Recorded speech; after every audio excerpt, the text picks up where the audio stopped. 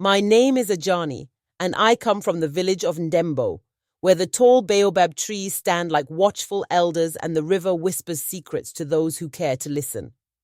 I witnessed a story that still sends ripples through our village, a tale of love, courage, and an unbreakable promise. It began during the season of harvest, when the air was heavy with the scent of ripe millet and the skies turned golden at dusk. A young prince named Oba visited our village from the neighboring kingdom of Kalundu. He was tall and strong, with eyes that seemed to see beyond what lay in front of him. Oba had come to negotiate trade with our chief, but something else caught his attention, a girl named Ayo. Ayo was the daughter of our chief, Chief Adisa. She was known for her wisdom and beauty, but also for her laughter that could make even the most hardened warrior smile. When Oba saw her, it was as if the world around him fell silent. He approached Chief Adisa and declared his intentions to marry her. Chief Adisa's face grew serious. "Prince Oba, you are a noble man, but our customs forbid Ayo from marrying outside our village. If you truly wish to marry her, you must prove yourself worthy by fulfilling 3 tasks. Fail, and you must never return." Oba did not hesitate. "Name the tasks, and I will fulfill them." The first task was to retrieve water from the hidden spring of Nsele.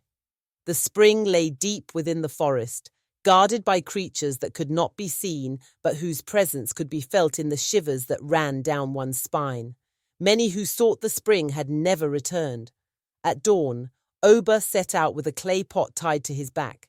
He walked for hours until he reached the forest. The air grew cold and shadows moved where there was no wind. Remembering a tale his mother had told him, he sang a song of respect to the forest spirits. "Spirits of the trees, spirits of the ground, I come in peace, I mean no harm." The forest grew still, and the path to the spring appeared before him. Oba filled his pot and returned to the village, where the elders examined the water and declared it pure. The second task was to bring back the ivory tusk of the great elephant of Umuzi. This elephant was not ordinary. It was said to be over 100 years old, wise, and impossible to catch. Oba spent days tracking the elephant, learning its movements and understanding its habits. On the 7th day, he found the great elephant drinking by a stream. Instead of attacking, Oba knelt and spoke softly. "Mighty one, I do not wish to harm you. Grant me 1 tusk, and I will honor your gift for all my days." The elephant stared at him, its large eyes filled with understanding. To the astonishment of those who witnessed it, the elephant lowered its head and allowed Oba to remove 1 tusk. Oba carried it back to the village, where even the most skeptical elder nodded in approval. The final task was the hardest of all. Oba had to spend a night alone in the sacred cave of Ise, where no man had survived before.